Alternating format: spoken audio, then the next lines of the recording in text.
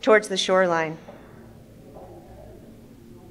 As early as the 10th century, astute observers noted sunken trees fringed British coastlines. Bare branches nearly tickling the water's surface at low tide, mistaken for misplaced reflections or the tentative fingers of water nymphs beckoning from below the waves. These sunken forests were thought to be evidence of Noah's flood until the beginning of the 20th century, when the geologist Clement Reid proposed that nothing but a change in sea level accounted for the trees stretching from the high water mark to the level of the lowest spring tide. Plato told the first story of Atlantis, a city founded by a race of half-gods, half-mortals, paradise, until the inhabitants became greedy and bellicose, and the gods sent fire and earthquake to sink Atlantis into the sea. When I became pregnant, I watched birth videos because I'd never witnessed an actual birth. Sitting on the floor of a yoga studio, I was startled by the raw screams, moans that uncoiled into song, flood of blood and water. How could anyone hold so much? The Intergovernmental Panel on Climate Change predicts a rise in sea levels of 10 to 32 inches by the end of this century. Water spilled on the ground cannot be gathered up. A beautiful young woman stands naked at the shoreline in one birthing video, while the Black Sea laps at her thighs. Her equally beautiful friends hold her up like a crucified Jesus as she sways through her contractions.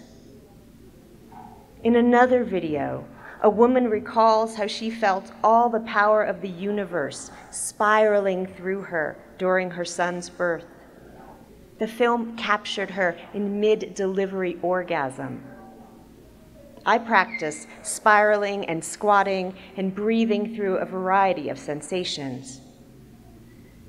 But when my daughter dropped down into the birth canal, a clawing pain gripped my back and midsection for 15 hours. No chance to spiral or sing or breathe. And when my water broke, my husband said he looked into my eyes and couldn't find me. I like to tell people I moved to the desert and decide to write about water, which is not exactly true. Water shifts, sloshes, spills, betrays form, and what the water leaves behind: a standard nail, a metal plaque, a painted sign. On Wall Street, the high water mark refers to the highest peak in value reached by an investment fund account manager, often used in the context of fund manager compensation, which is performance-based. Who tides? Who ebbs or floods? During the last 4 periods of the Paleozoic, Arizona was ocean. Only the northeastern quarter of the state remained above sea level. In 2014, Arizona ranked 9th in the country for percentages of homes underwater. The birth video explained. The quality of life will be defined by the quality of the birth. The birth video explained that we could move beyond the imprint of fear and suffering.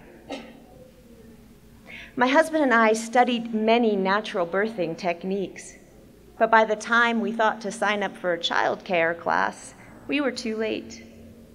We were never shown the proper way to diaper or perform infant CPR. When we brought our daughter home to an empty house, she cried all the time. She lost weight. In the 1970s, the median salary was $50,622, compared to $48,262 in 2010, adjusted. while disposable income or anything not being spent on housing, healthcare, childcare, or college in the 1970s was $32,545 compared to $14,658 in 2010. Every night I lie awake in bed, listening to the sound of pre-recorded waves, playing on repeat from an iPad in my daughter's room. Often when I sleep, I dream about money. One writer in the New York Times explains, "The question whether to have children is of course prudential in part. It's concerned about what is or is not in one's own interests. But it's also an ethical question, for it is about whether to bring a person, in some cases more than one person, into existence, and that person cannot, by the very nature of the situation, give consent to being brought into existence." Nearly every mother I know has trouble sleeping. In the year of our drought, in the year of our marriage, all of our favorite pictures were taken under cloud. Turning his attention to a substance known as Morlag, dredged up from the bed of the North Sea in the early 20th century, geologist Clement Reed identified the compacted remains of bear, wolf, hyena, bison, mammoth, beaver, walrus, elk, and deer, as well as shells, wood, and lumps of peat. He concluded, "Noah's woods once extended far beyond the shore, occupying what is now the southern half of the North Sea and stretching across to Holland and Denmark."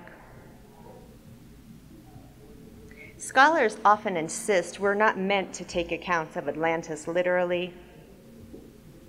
Philosopher Julia Annis writes, the idea is that we should use the story to examine our ideas of government and power. We have missed the point if instead of thinking about these issues, we go off exploring the seabed. I look to a reflection-heavy sea and can find no sky to correspond with the one that hangs above me. I look to the mirror of my daughter. A real drowning looks nothing like they do on TV. The victim usually can't scream, can't wave their arms, often can't lift their mouth above the waterline as the body sheds its technology. Given that humankind is the most destructive species on the planet, philosopher David Benatar writes, "A life filled with good and containing only the most minute quality of bad, a life adulterated only by the pain of a single pinprick, is worse than no life at all." I want to teach my daughter how to swim, how to live off the grid, how to grow her own food and make her own art. But what I need to teach her is how to die, or how to live as if she's already dead. The woman whose house and husband and child were washed away by Hurricane Sandy explained, "You have to live all over again in a different way."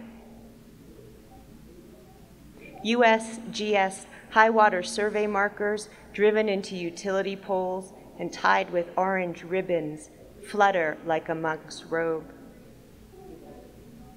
It was raining when Mary Shelley began Frankenstein, Tell me a story about water.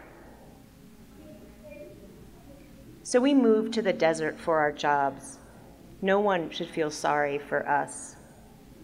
We rent a 3-bedroom house in hopes of putting 10% down on a 30-year mortgage if we can find something before interest rates rise.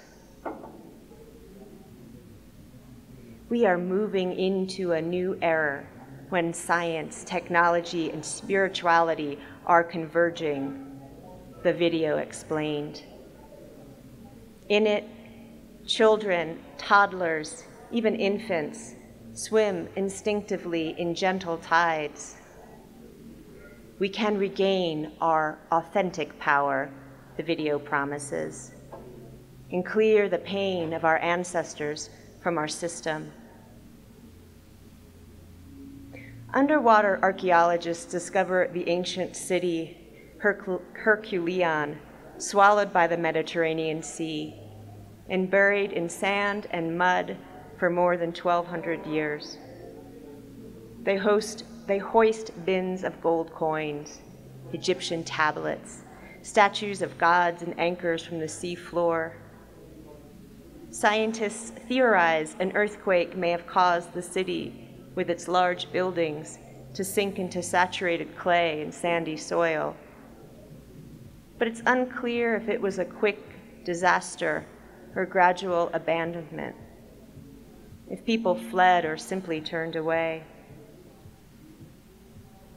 If I could have brought my daughter into a world of love and safety just by birthing her in water, or if her hospital birth could be the limit of all the damage that will be done to her, if I could buy the right cups for her to drink from to limit her exposure to BPA, if we could figure out whether to put our money in pensions or mutual funds or gold bars or a house, if buying local produce could end the collapse of the bee colonies, if bicycling to work could short-circuit the oil economy, if signing this petition could stop police brutality, if laying my body in the street or on the steps of the Capitol could end police brutality against black bodies, if withholding our taxes could stop the wars, if withholding our taxes could undo genocide, if we could short-circuit the drone, if we could cut ourselves away, if we could either come clean or choke on our complicity. I feel like those Greek women condemned to spend eternity in the underworld, gathering water in a leaky jug or sieve. We look out the windows. Do you see clouds? Yes, my daughter says, but it's not raining. First the sirens, then the water, then the water, then the water that falls the bridge, that falls the walls, that falls the house, that floods the street, then the water, then the water, then the water. And after the flood, it's almost cliche to mention how fertile the soil. To imagine utopia is to admire the flower and remember that spring is a season of hunger, is to make a wish and break the bone. Branch, blood, moorlog, estuaries. I looked into your reflection, thick with leaves, broken surface, my stuttering reflection. Be branch, felt gut. Bring branch to surface, thirst against the constraint of mud, sound it out. Be knock these things down. Be motherfucking mutable, royal, foam. Gather whatever you need. What stands in your way, sweep aside. Calculate by cubic feet. The pressure, the power. Learn this here in the desert. Cover the surface with your surface. To hell with site specificity. Seize every reflection. Shatter, startle, reroute, rise, sing, tide. Dear drowned, dear drowning, dear daughter. When the wood runs out, the bears move down the mountain.